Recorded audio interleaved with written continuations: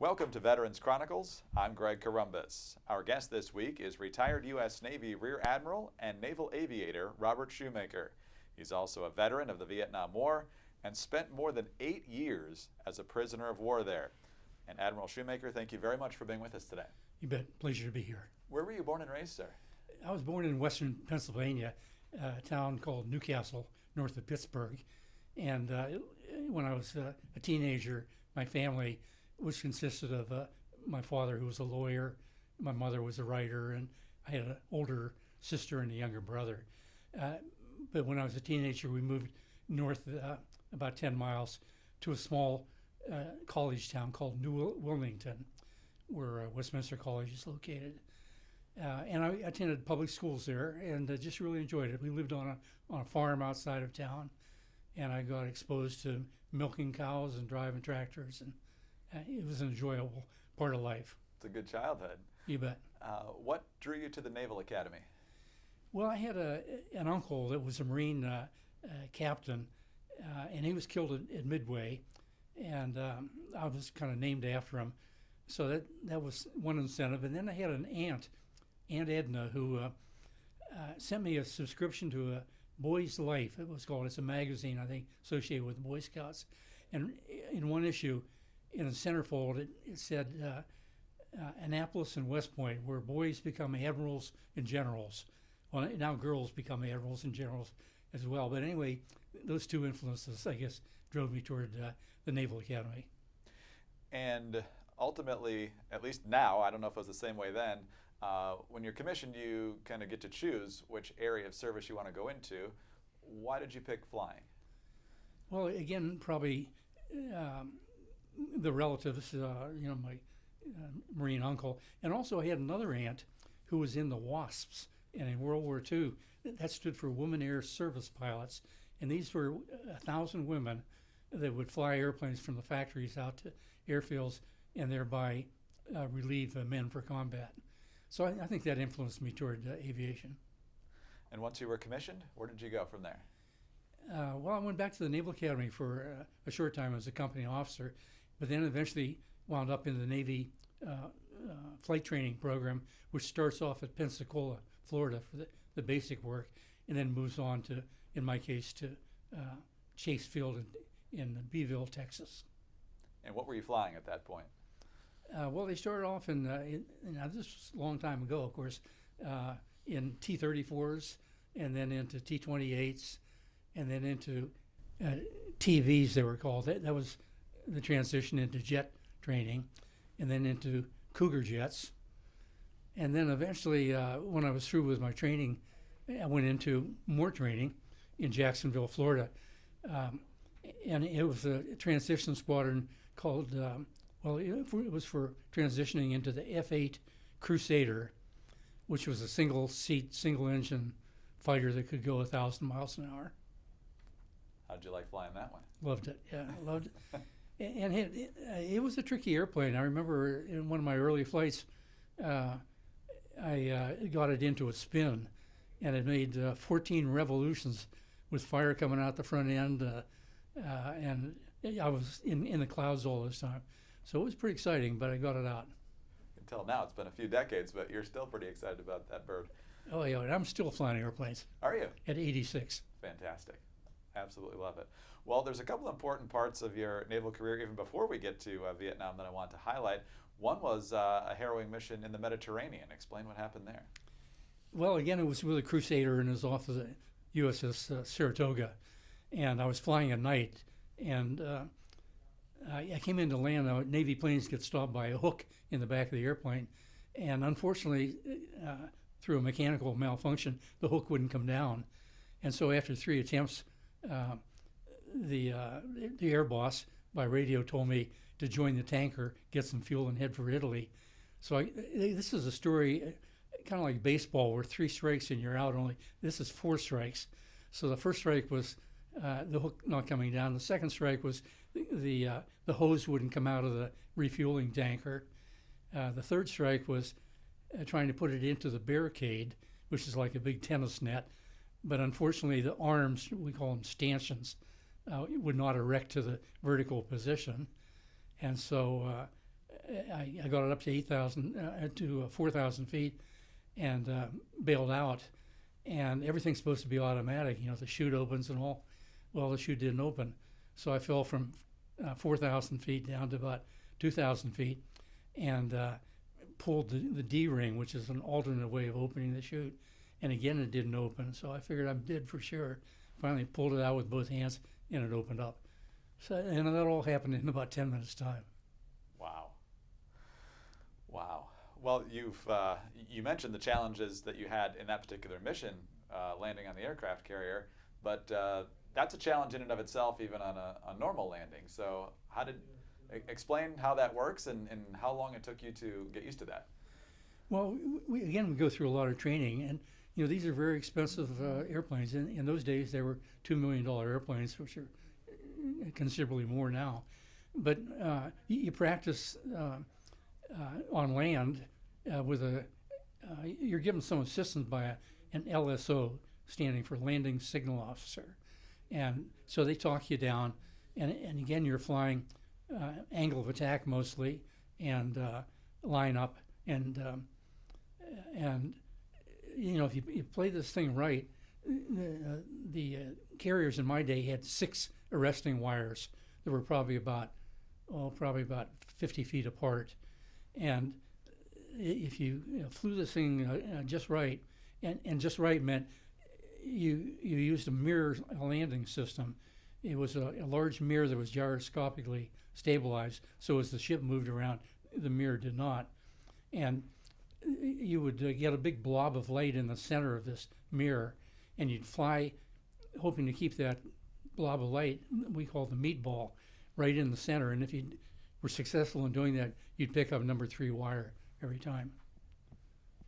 Wow. Well, you graduated from the Naval Academy in 1956. True.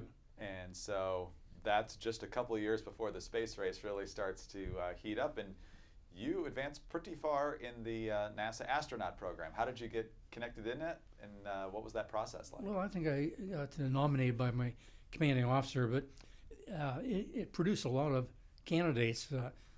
But there were 4 criteria. You had to be younger than 35. You had to be have at least 1,000 hours of jet time. You had to have at least a bachelor's degree in engineering, and 4, you had to be shorter than 6 feet tall to fit into the thing. So they had a number of screenings, and they were going to pick 14 for the Apollo project. And so I made it through a number of screenings down to 32, from which they were going to pick the 14. And I got selected, but I had to go through a lot of physical examinations. And I think it was about a 10-day physical examination in Texas. And at the very end, they said, well, we see a shadow in some lymph nodes. And this was kind of embarrassing and that disqualified me. By the way, the guy that took my place was a guy named Roger Chaffee, who was later killed in a explosion on Apollo 1. But what's embarrassing is, in those days, there were nothing but men on aircraft carriers. And my lymph nodes were swollen because of what they call mononucleosis, known otherwise as the college kissing disease. So I had a little trouble explaining that anomaly to my friends, but anyway, that kept me out of the program. There's more than one way to get mono. I suppose, yeah. The lesson from that story. Yeah, right. How did you react to getting so close to being part of the Apollo program and being rejected? Well, it was a real letdown, and I just really felt dejected and things. But that happens to people in life, and it's how you recover, what kind of resiliency you have after a defeat. And later on, as a prisoner of war, there were a lot of times when we were beaten down, and you just had to rely on your resiliency and your background to overcome those defeats. Let's move on to the Vietnam War now. When exactly were you deployed there? I was deployed fairly early in the game in 1965 aboard the aircraft carrier Coral Sea, and I was in a squadron called the Black Sheep Squadron, and so we pulled into. I got married just shortly before the deployment to a Canadian lady to whom I'm still married. And we had a baby in the first year of our marriage. And the baby was only 3 weeks old when I got shipped out. And so as we're steaming west heading for Vietnam, the carrier broke down with a mechanical problem and had to put into Pearl Harbor.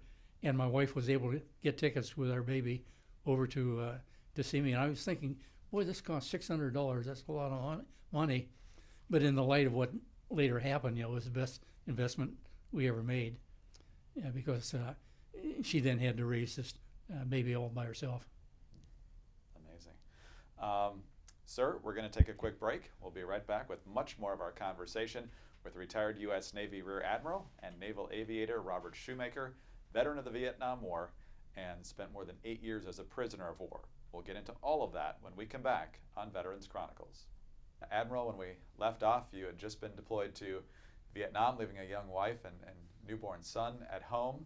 And the day that changed your life is February 11th, 1965. And this Correct. is shortly after Gulf of Tonkin and the ramp up of U.S. military operations in Vietnam. Right, and the event that torched off the sequence of things was an attack by the North Vietnamese against some American soldiers at a hotel, and they killed, as I remember, 8 of them, and so that caused us to retaliate from 2 carriers, and so I was assigned to be a photo escort, which meant that after all the bombs were dropped and everything, then the photo plane, which was also a Crusader, would make a pass over to get bomb damage assessment, and then he needed some fighter protection, so I and several others were assigned to escort him through.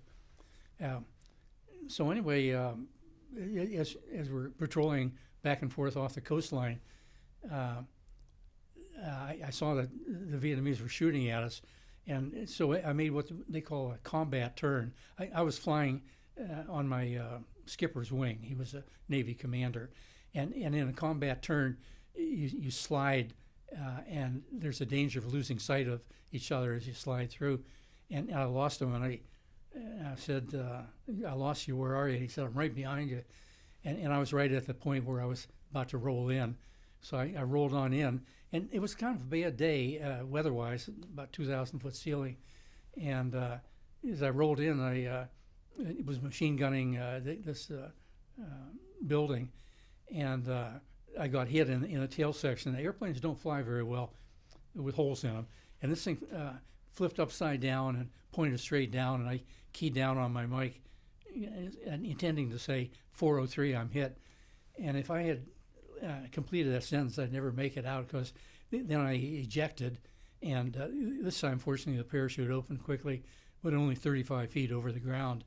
And we're taught when we land to distribute the shock of landing by the 7-point distribution, where you land on your feet and immediately roll sideways to your knees and your hips and things. So I perfected the 1-point landing, which was right on my bottom, and consequently I'm about an inch shorter than I was intended to be. But anyway, I was concealing myself, and after probably about an hour or so, I heard this horde of Vietnamese people. Some were peasants, some were soldiers, and they were beating through the bushes saying "Anglais, Anglais," which, there was a 100-year period before this when the French were involved in Vietnam. So that was their way of saying Englishman. And they all passed me by, and I figured, well, now I didn't have a personal radio, which later people had, but I figured I could make it to the coast and maybe escape. But anyway, one soldier kind of turned around. He had his AK-47, and he saw me, and it was a duel that I didn't want to participate in. So he had me, and they captured me and marched me on off to a large convention hall, and eventually out on the sand dunes to a shooting squad, where I was sure they were going to shoot me. They had an officer and and 4 soldiers. And I was thinking, hey, this is I broke my back in landing. And I was thinking, hey, it's only going to hurt like going to the dentist, it'll be over with soon. But fortunately, they didn't pull the triggers and put me in a Jeep-like vehicle. And 2 days later, up the road, up the bumpiest road you could possibly imagine, I made it up to Hanoi. And it was about that time that they tried to use you as propaganda, correct? Yeah, that was their whole scheme. The truth of the matter is, we didn't really carry that much military information into battle with us, about where the next target was or anything like that. And at that time, the Vietnamese weren't really smart enough to really press us for information. And initially, they weren't torturing, but it seemed kind of silly. I'd go to this quiz room. We call them quizzes, and you'd sit on a concrete block, and it was really important for the interrogators to be seated at a higher level than you at a table. And this would go on for hours, and they'd be ranting on about the history of Vietnam and what more. So anyway, I remember one time, you see, we're obliged to give only minimal information in that situation. It's called the Big Four. It's called the name, rank, serial number, and date of birth. And I stuck to that. And after a while, though, the questions they were asking me were kind of silly. And they had copies of Time magazine, Newsweek, and things that had write-ups of me in there. And so they wanted to know how many chickens my father owned. Well, my father was a Harvard Law graduate and had a nice law practice, but he didn't own any chickens. But I didn't see any. This went on for a couple of days, and I didn't see anything wrong with telling him that he had 35 chickens. Complete fabrication. But when I got back to my cell, I thought, boy, that is a big mistake I just made. I crossed the line of the Big Four, and I decided from then on, if they wanted information, they were going to have to force it out of me, and they did. I read at one point, I don't know if it was this particular media event, if you want to call it that, where they kept asking you questions and you ended up talking about the evils of communism. Was that the same event? There were quite a number of events, but I tried to play the dumbest guy they'd ever captured. If you try to match wits with them, they've got you outgunned. But so I kind of refrained from getting into long conversations with them. But they had trouble with their English, and they would prevent us from learning anything about how to speak Vietnamese, because I guess they figured that we would learn things about our imprisonment and whatnot. So their whole philosophy of imprisonment, and we learned this as time went on, was to separate the prisoners so they couldn't talk or communicate with each other. And in our cells they were concrete cells. The ones I spent most of my time in were 4 feet wide and 9 feet long, and probably about 12 feet high. And up at the top of the ceiling would be a loudspeaker where they would play for sometimes 4 hours a day their propaganda and their form of music and things. But we can get into this later if you like. We thwarted them by developing a technique for communicating. Absolutely. No, that's definitely one of the things I want to get into. Did they provide any care for your broken back? Well, what they did was they told me that I complained because I had trouble sitting up. I think it was a compression fracture that I had. And so they used the term that lenient and humane treatment of the Vietnamese people will take you to a hospital. So they got me back in my flying outfit and then blindfolded me and put me in a blacked out Jeep and drove around and around and around, and finally stopped about a block short of a building. And they said, there's the hospital. So and between me and the hospital were hordes of photographers with very expensive photographic equipment.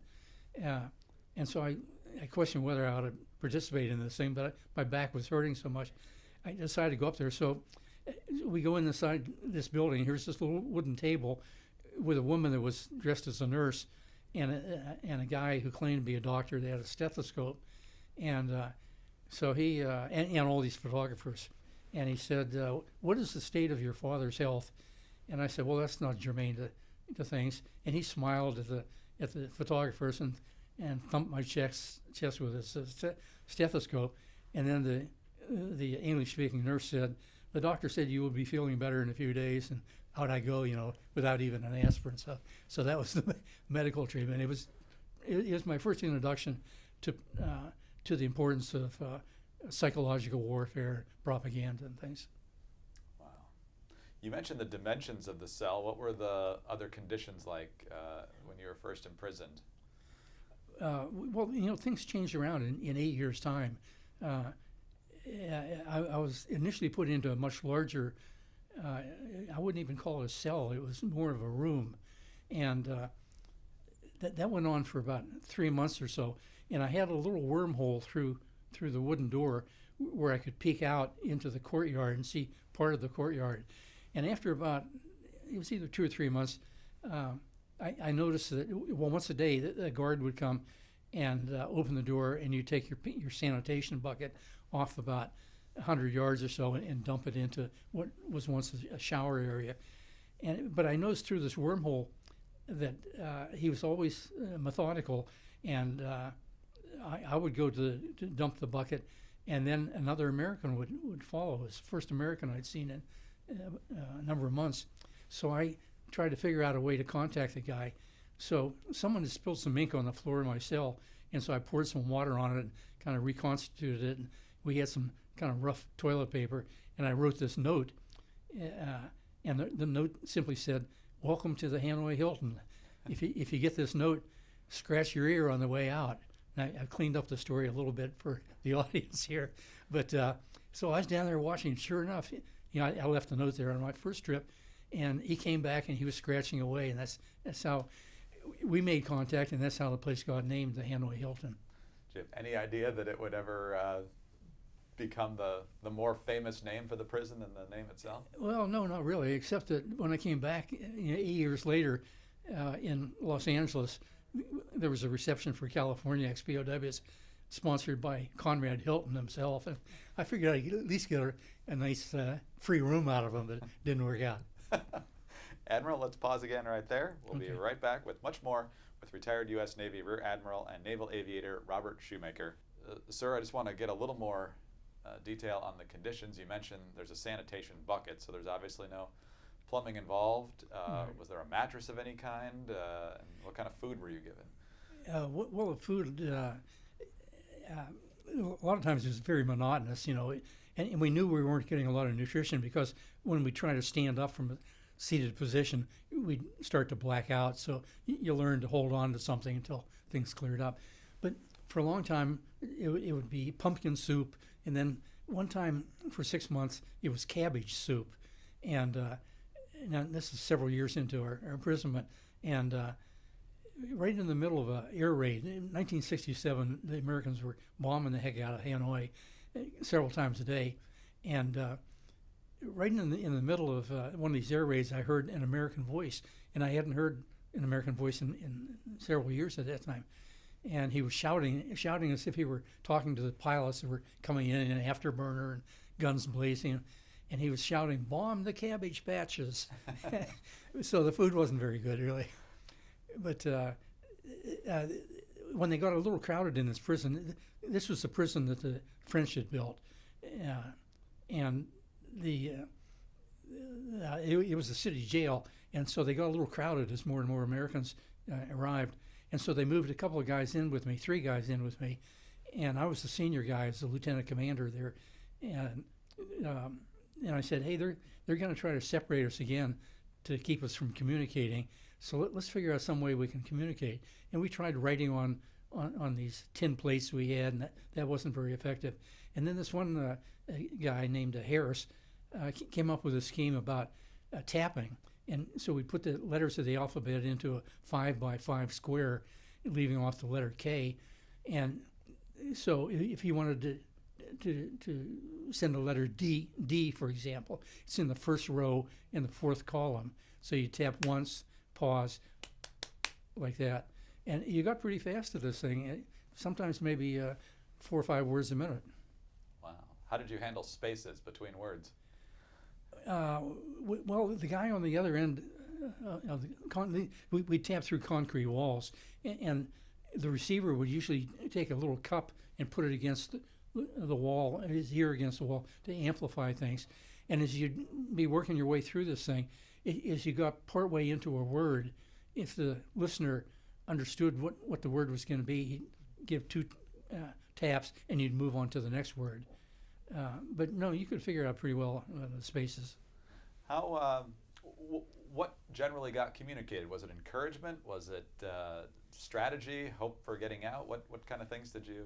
Well, it was that we talked about everything, about building houses and about what it was going to be like when we got out, and how best to resist the torture sessions, things like that. And we just kind of supported each other. And later on, the Vietnamese, eventually there were 591 of us.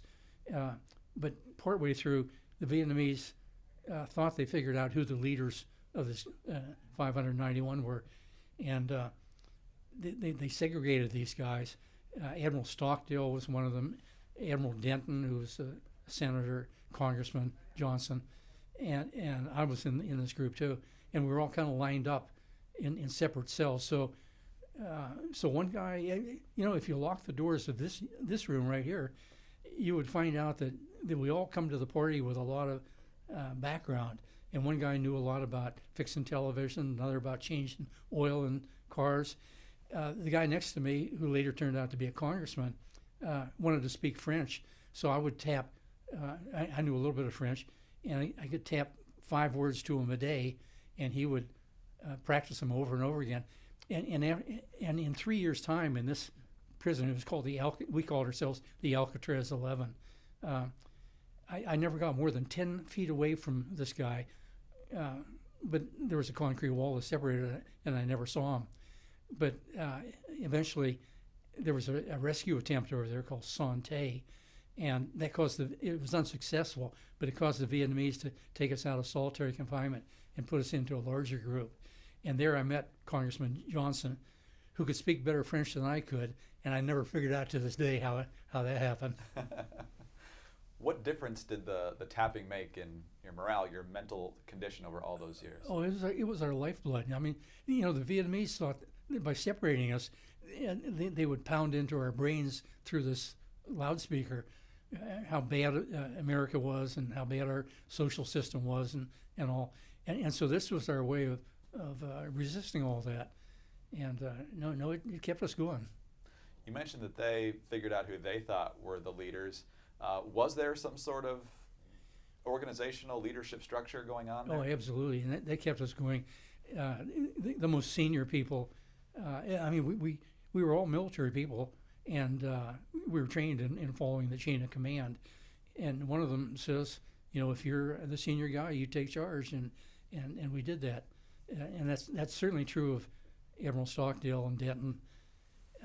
There were, of these 591, there were a few that misbehaved and were released early, and some of them kind of bought the Vietnamese propaganda, but very, very few of them.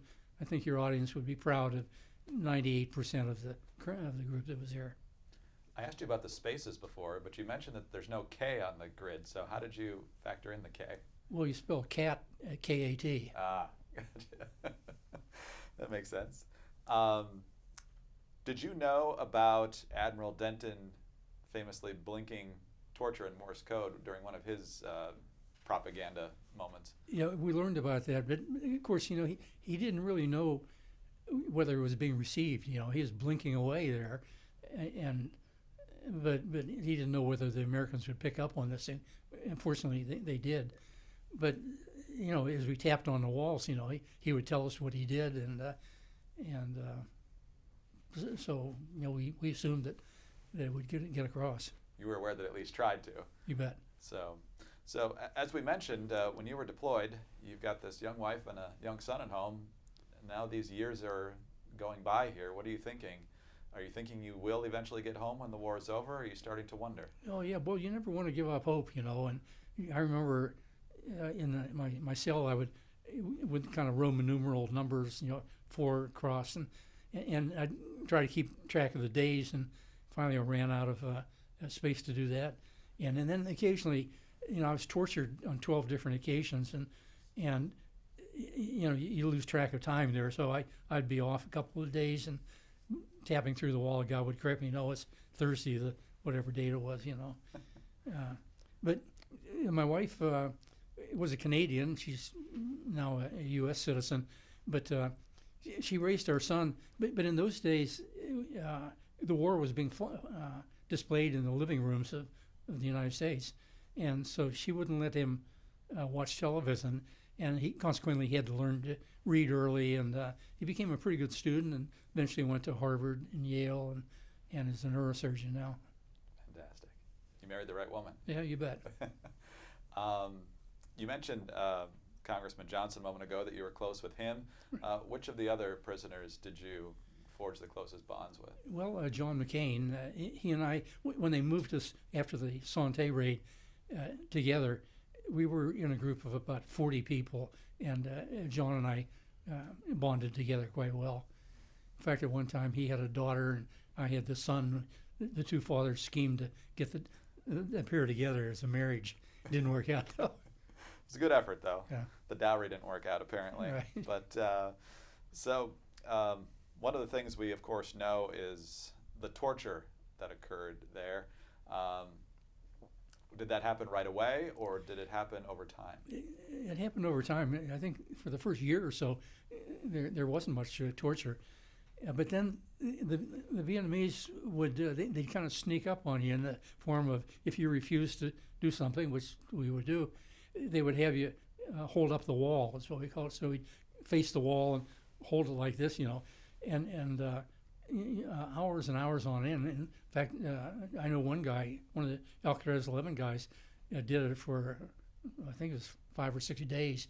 You'd be surprised how heavy your arms get. And then, in my case, they put me on my knees,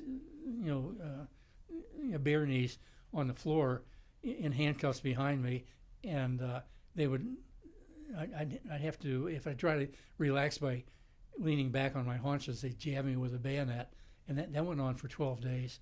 So, but the worst treatment of all was what we call the rope trick, and it was a situation where they get you seated on the floor, you'd be handcuffed behind your back, and then your elbows would be tied until they touched, until your sternum would almost pop, and then they'd take a rope from which this thing gets its name, and they would take it from your handcuffs up over your shoulders and down to your feet, and guards would keep your knees flat, and they'd have a leg iron keeping your feet, and it was just excruciating. And they shoved to keep me from screaming, they shoved an iron bar down my throat, and I still have trouble with my vocal cords because of that. So it was pretty grim. Is it military training that keeps you going, and just being there for the other guy? I mean, that's... Well, that all helps, but really I think when it comes down to it, it's your own self-pride. You wanted to do this for yourself and for your family, and not let in my case the Navy down. So you have a lot of positive incentives to resist. I read elsewhere of a couple other tactics they had. One was to give you no heat or blankets during winter, and another one I heard was that you had to kneel on broomsticks. Yeah. Hey, unfortunately, the rats keep getting bigger as the years go on, and sometimes these stories get exaggerated. And, I did have and it did get pretty cold over there, but I was never deprived of a blanket more than a couple of days. And in fact, there's a story going around about how Jane Fonda went over there and she met these guys all lined up, these POWs, and they each palmed off their names and stuff to her. And then, as the story goes, it turns out to be a false story. She turned the names over to the Vietnamese. But stories like that get get exaggerated. Well, the Jane Fonda reference brings up how politicized, of course, the Vietnam War became. Were you aware at all? Did they try to discourage you by letting you know about the protests and so forth and some of the... Oh, absolutely. That's what came down through these loudspeakers. You know, all the women strike for peace and everybody that was against the war, not everybody, but a lot of the people would make broadcasts that they would then broadcast to us. And then they had a woman, a Vietnamese woman that we called Hanoi Hannah, just like Tokyo Rose, that would read all the news about how many airplanes they shot down that day. And, you know, it turns out that that was greatly exaggerated also. Is that how Fonda got the nickname Hanoi Jane? Yeah, you bet. Yeah, she's not very popular in our group. Yeah, I didn't think so. Sir, you also spent, from what I've read, 3 years in solitary, and even a month in solitary is considered cruel and unusual a lot of the time. So, describe that if it's possible to put that into words. Well, most of the day, like 16 hours, our feet would be bolted together through. They'd put clevises over each of our ankles and then slide a bar through there and lock it with a padlock. So you couldn't move around very much for 16 hours. But you know, we got pretty sneaky about things, and you know, we'd be tapping me to Johnson, me to. There was a guy named Ron Stores that lived next to me that unfortunately died over there. But you know, we'd support each other just as much as we could, and it's amazing the power of your brain. I could relive events in my life, you know, and remember the classmates I had when I was in grade school, and then I decided I wanted to build a house for my wife, and so now this is 1965 economics, and I was going to build this mansion, newly married thing. It was going to cost $35,000, and so I'd solicit all kinds of information from people, and I eventually built the house. Now it cost a little bit more than $35,000, but anyway, I have a lot of pride in that house. That's amazing. So things like that would just keep your mind occupied and forward-looking for 3 years. Yeah, but then you know we had duties to do too, and that we would remember the lists of the POWs, because the Vietnamese would release the names of only about 1 out of every 3 POWs, and consequently wives back home, some of them remarried, and you know were left without knowledge of their people. So we would memorize these names, these 591, in hopes that if we escaped, we'd carry that information out. Now it turns out that there was a guy there. He was a seaman. You know, most of these 591s were aviators and pilots, but this guy fell off a ship 6 miles out in the Gulf, swam ashore. The Vietnamese were sure that he was a CIA agent, but the guy had a photographic memory, and he was able to memorize all these names. And the Vietnamese decided they wanted to send him home early. He didn't want to go home, but the senior guys in his camp said, "You've got all this information." He goes home, and he gets a Greyhound bus ticket, goes all the way around the United States, stopping at the. He had memorized not just the names, but the shoot-down dates, the next of kin, hometowns and things. So it makes you really proud of it. And the guy was probably only about 18 or 19 years old, too. That is truly amazing. You mentioned the bracelet. I don't know if we can get a shot of that right now. Explain what those were. Yeah, there were 2 college girls in the middle of all this experience in California that went to their professor and said, "We're concerned about what's happening to these POWs, and can we bring some attention to them?"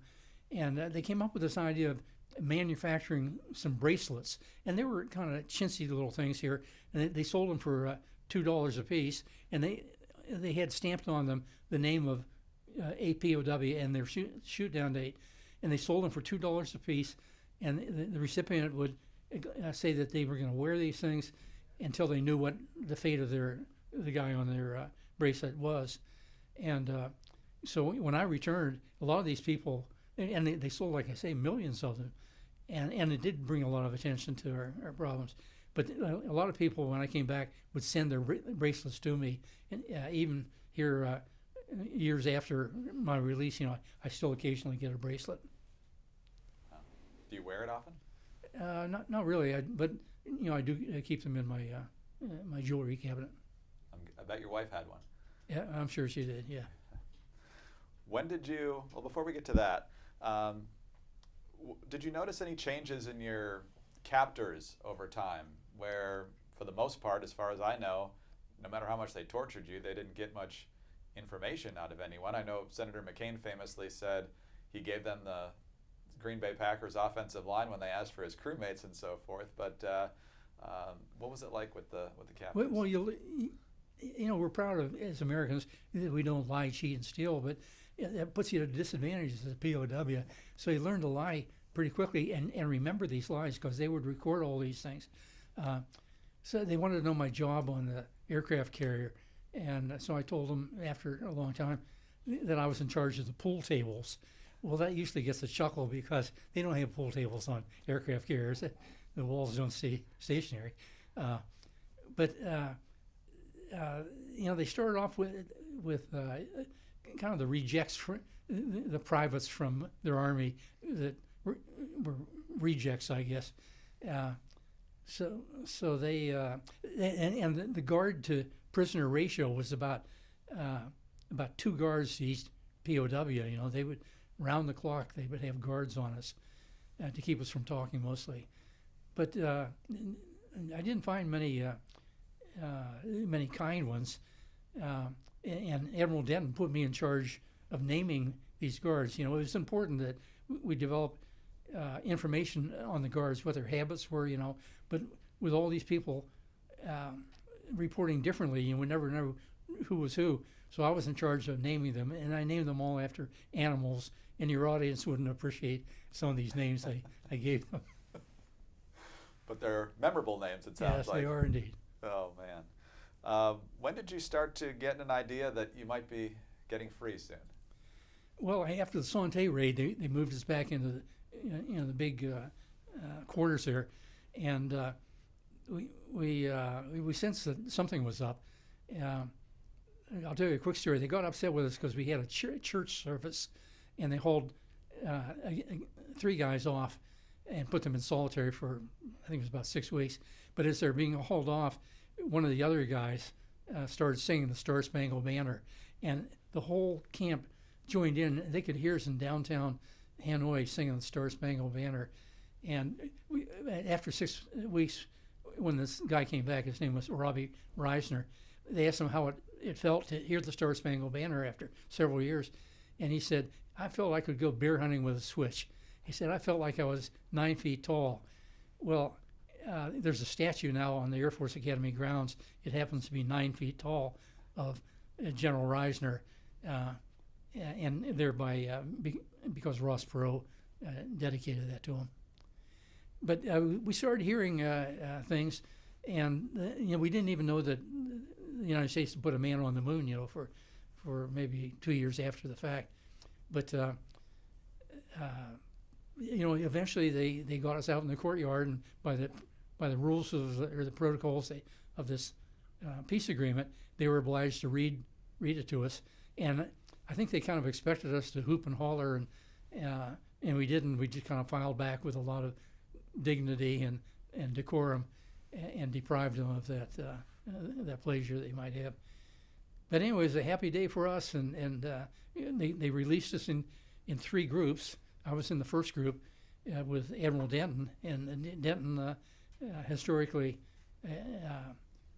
said to Admiral Gayler, who met us there, that just God bless America, and that seemed to really resonate.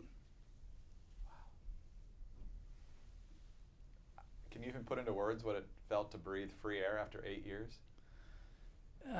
Well, it is kind of hard, but because you don't appreciate freedom until you lose it, and now to regain it into a society that had changed a lot in 8 years' time,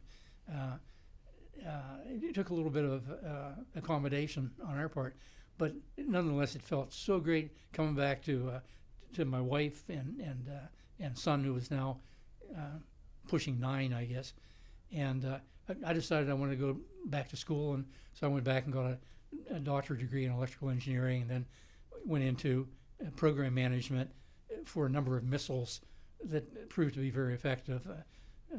One was called the HARM missile, one was called the Maverick missile, and another's the Hellfire missile. These are all missiles that are produced by U.S. industry with guidance by the military.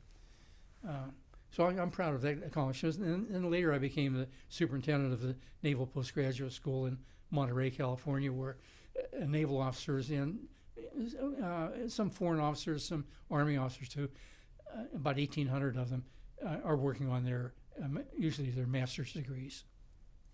Did you experience any of the anti-war hostility that some returning veterans received? No, not really. You know, my hometown in Pennsylvania had a welcoming parade, and so I was never exposed to the spitting or anything like that. Were there any major challenges in readjusting to life back home?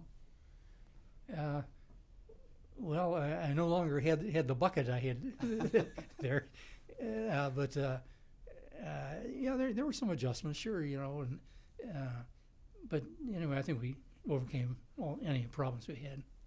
One of the things that has always stood out to me, in fact, I think there was even a book about it, about leadership lessons from the Hanoi Hilton, is that so many of those prisoners, yourself included, and while I'm sure the physical and emotional scars continue, is how many came home and continued to strive, whether remaining in the service for several years, as you did, others, as we've mentioned, went into public service, others in business. It's remarkable how well this group thrived after such a horrific experience. Yeah, I think so too. I think we're tougher as a result of it.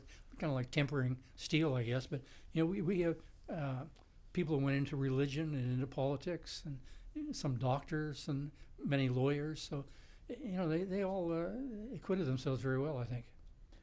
You understand the concept of service probably better than the vast majority of people. For those who either haven't served or maybe don't think about it much, what does service mean to you, in particular your service? Well, McCain used to talk about serving a purpose higher than yourself, you know, and you know, your willingness to sacrifice, I think is important. And once you discover, as you get older, and I'm 86 years old now, is that it's not really money that you ought to strive for.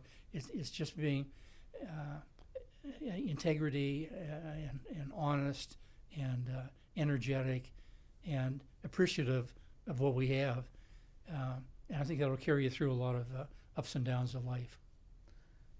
There's so many moments that we've talked about. Is there any moment that you're proudest of, either as a group or individually? Well, I think I'm proud of being a member of the Alcatraz 11. We're down to 4 people left now because of deaths. But we hang together, and occasionally we have reunions. But you know, I'm proud of the fact that I didn't cave in to the pressure that the Vietnamese put on us. And there's some things that I'm not allowed to talk about because of security. But I'm proud of that because Admiral Stockdale put me in charge of external communications, but I can't reveal much beyond that. Sure. A younger generation came to know Admiral Stockdale when he ran for vice president in 1992. Given his extraordinary leadership at the time, what was it like to see some folks almost mock him in that year? Yeah, I feel kind of bad. My wife and I, with another couple, went to see the Capitol Steps, which is around Washington. It's a humorous group that pokes a lot of fun, and they were poking fun at Admiral Stockdale, you know, because he was a very deliberate man, a Socratic type of individual, and that kind of hurt. But he was a deep thinker, and he